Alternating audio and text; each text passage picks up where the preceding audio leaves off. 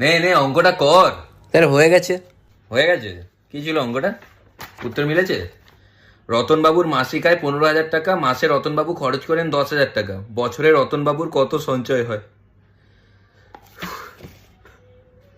Sir কি হলো, sir কি হলো? কত উত্তর হয়েছে?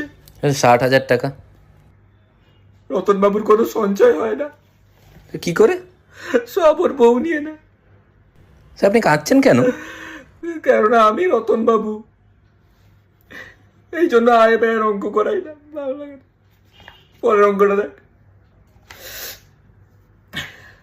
মালতী দেবীর মাসিক আয় 10,000 টাকা, মাসে সঞ্চয় করেন 4,000 টাকা, বছরে কত সঞ্চয় হয়? স্যার 48,000 টাকা। 1,20,000 টাকা। স্যার কি করে?